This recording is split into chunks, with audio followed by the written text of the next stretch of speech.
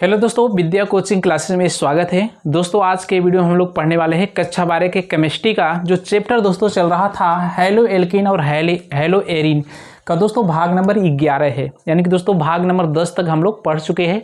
आपको प्लेलिस्ट में पूरा वीडियो मिल जाएगा, आप वहाँ पर जाकर के दोस्तों एक एक टॉपिक को आप डिटेल से पढ़ सकते हैं। और दोस्तों आज के वीडियो में हम लोग पढ़ने वाले हैं SN2 अभिक्रिया। यानी कि दोस्तों इसके पिछले वीडियो में हम लोग SN1 अभिक्रिया क्या होता है उसकी क्रिया विधि और साथ ही साथ नाभिक स्नेही अभिकर्मक, नाभिक स्नेही प्रतिस्थापन अभिक्रिया कितने प्रकार का होता है। तो पहला होता है SN1 अभिक्रिया और दूसरा होता है SN2 अभिक्रिया। तो दोस्तों हम लोग SN1 अभिक्रिया को पढ़ चुके हैं और आज के वीडियो हम लोग पढ़ने वाले हैं SN2 अभिक्रिया, या इसी को दोस्तों कहा जाता है द्विअणुक नाभिक स्नेही प्रतिस्थापन अभिक्रिया, या इसी को दोस्तों इंग्लिश में कहा जाता है बाईमॉलिक्यूलर न्यूक्लियोफिलिक सब्स्टिट्यूशन रिएक्शन। तो दोस्तों आइए वीडियो को स्टार्ट करते हैं। अब दोस्तों आइए समझते हैं कि SN2 अभिक्रिया किसे कहते हैं। तो दोस्तों ऐसी अभिक्रिया है जिसमें अभिक्रिया की दर या वेग क्रियाधार के साथ साथ नाभिक स्नेही अभिकर्मक दोनों पर निर्भर करता है, उसी को SN2 अभिक्रिया कहते हैं। तो दोस्तों यहाँ से नोट कर लेते हैं ऐसी अभिक्रियाएं, या दोस्तों यहाँ से लिख सकते हैं ऐसी अभिक्रियाएं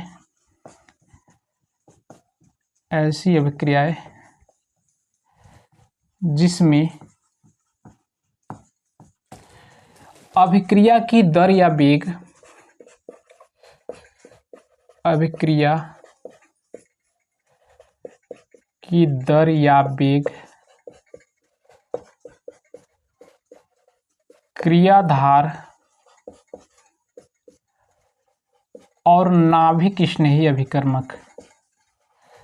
क्रियाधार और नाभिक स्नेही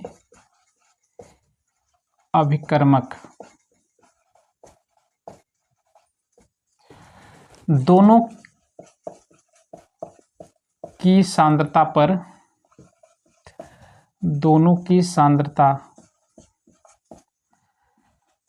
पर निर्भर करती है।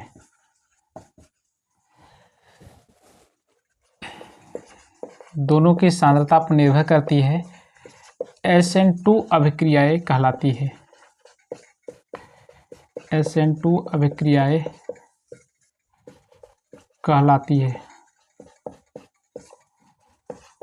यानी कि दोस्तों ऐसी अभिक्रिया है जिसमें अभिक्रिया की दर या वेग क्रियाधार और नाभिक स्नेही अभिकर्मक दोनों की सांद्रता पर निर्भर करती है, उसी को दोस्तों SN2 अभिक्रियाएं कहते हैं।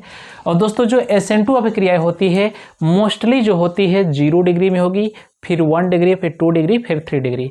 तो दोस्तों यहाँ से लिख सकते हैं, जैसे मान लेते हैं एग्जाम्पल के जरिए समझते हैं।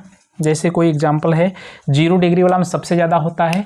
तो दोस्तों जैसे एग्जाम्पल में 0 डिग्री का लेते हैं CH3 और यहाँ से कोई X जुड़ा रहेगा, और दोस्तों कोई आएगा नाभिक स्नेही अभिकर्मक OH माइनस, और यहाँ से दोस्तों नाभिक स्नेही इसको हटा देगा तो दोस्तों यहाँ से बन जाएगा CH3OH और प्लस दोस्तों X माइनस, इस तरह दोस्तों बनेगा।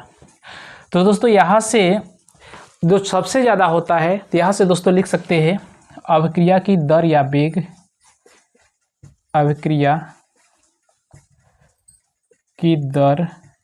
या वेग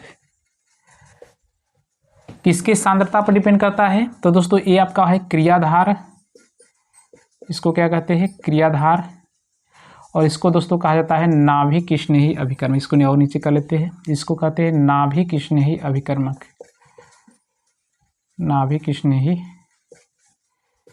अभिकर्मक। तो दोस्तों यहां से हम लिख सकते हैं अभिक्रिया की दर या वेग,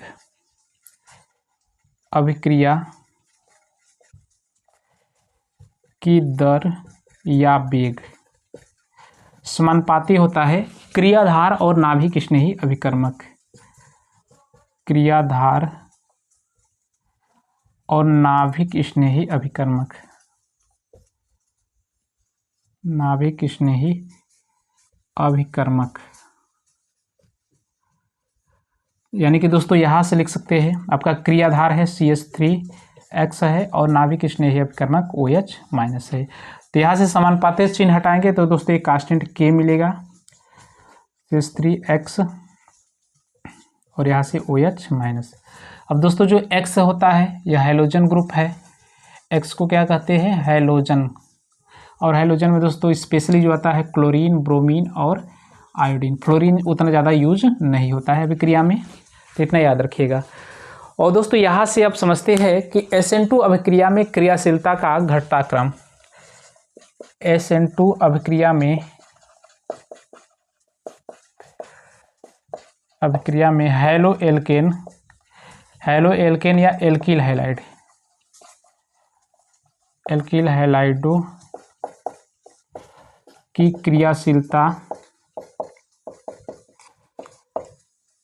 क्रियाशीलता का घटता क्रम। तो दोस्तों जो सबसे ज़्यादा होता है आपका 0 डिग्री में होता है। 0 डिग्री में होगा, फिर 1 डिग्री में होगा, फिर 2 डिग्री में होगा, फिर 3 डिग्री में होगा। अब दोस्तों 0 डिग्री में क्या क्या आता है? 0 डिग्री में जैसे आपका होगा CH3X रहेगा, फिर 1 डिग्री में CH3, फिर CH2X रहेगा। फिर इसके बाद दोस्तों 2 डिग्री में होता है CH3, यहाँ पर CH3 और यहाँ पर X। अब दोस्तों जो 3 डिग्री में हो आपका होता है C के साथ 3 CH3 ग्रुप जुड़ा रहेगा, CH3 फिर CH3 और यहाँ से, यानी कि दोस्तों जो हैलोजन ग्रुप होता है जिस कार्बन से जुड़ा रहेगा उस कार्बन से अगर एक भी कार्बन नहीं जुड़ा है तो आपका 0 डिग्री में होगा। और जिस कार्बन से जुड़ा है दोस्तों वह कार्बन, एक कार्बन जुड़ा है तो 1 डिग्री, और जिस कार्बन से दोस्तों जुड़ा है वह 2 कार्बन से जुड़ा रहेगा तो 2 डिग्री, और जिस कार्बन से जुड़ा है वह 3 कार्बन से जुड़ा रहेगा तो आपका हो जाएगा 3 डिग्री। तो दोस्तों इतना आप स्क्रीनशॉट ले लीजिए। इसके बाद दोस्तों हम लोग SN2 अभिक्रिया की क्रियाविधि को पढ़ते हैं। अब दोस्तों आइए देखते हैं SN2 अभिक्रिया की क्रियाविधि। तो दोस्तों जो SN2 अभिक्रिया होती है उसकी जो क्रियाविधि होती है केवल एक पद में संपन्न होती है। तो दोस्तों यहाँ से लिख सकते हैं SN2 अभिक्रिया की क्रियाविधि केवल एक पदों में होती है, केवल एक पदों में होती है।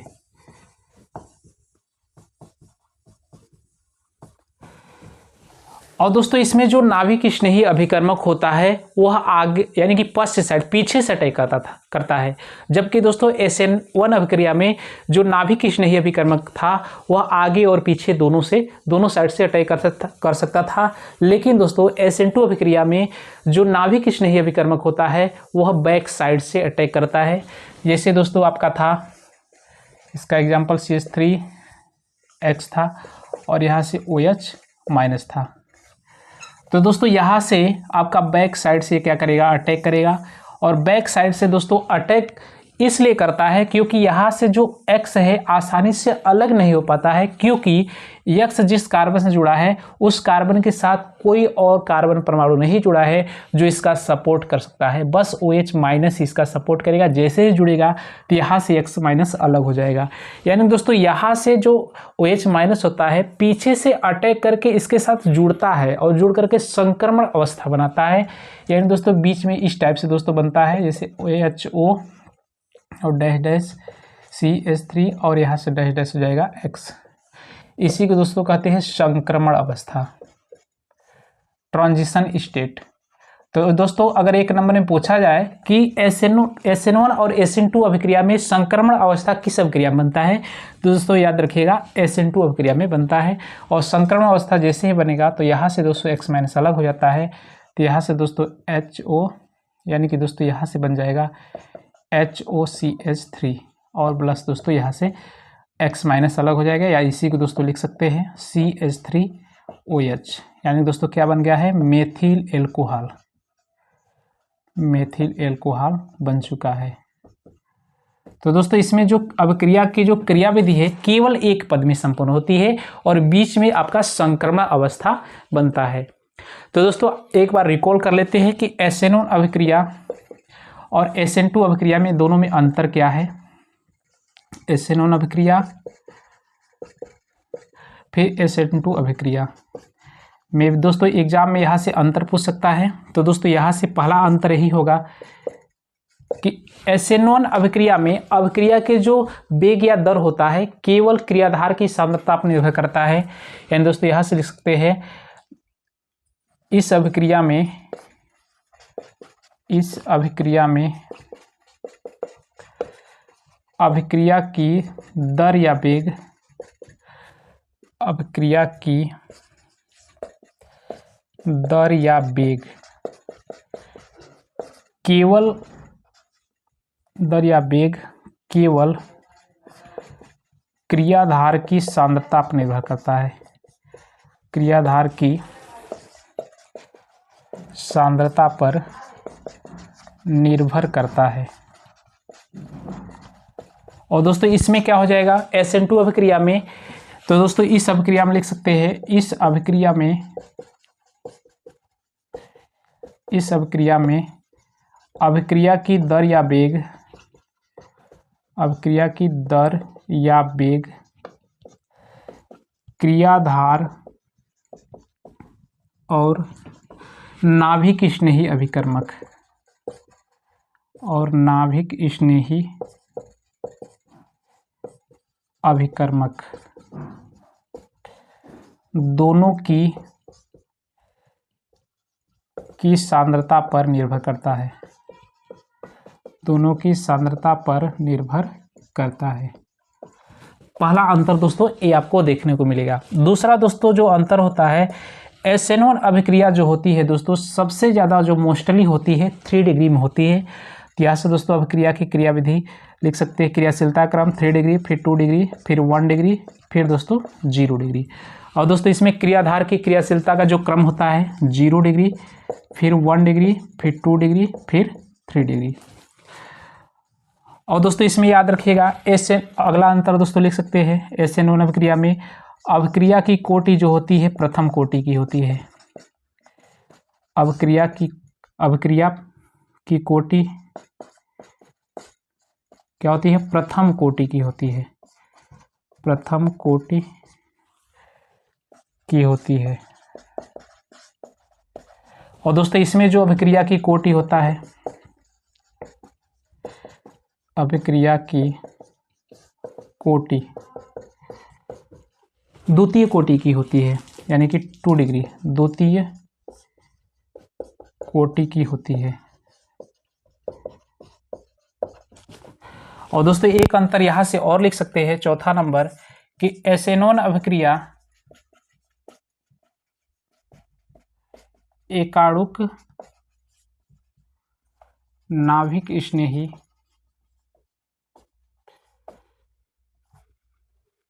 प्रतिस्थापन अभिक्रिया होती है,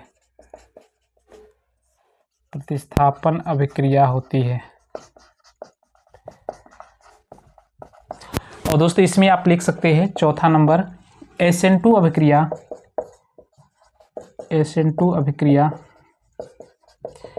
द्विअणुक SN2 अभिक्रिया द्विअणुक नाभिक स्नेही प्रतिस्थापन अभिक्रिया होती है,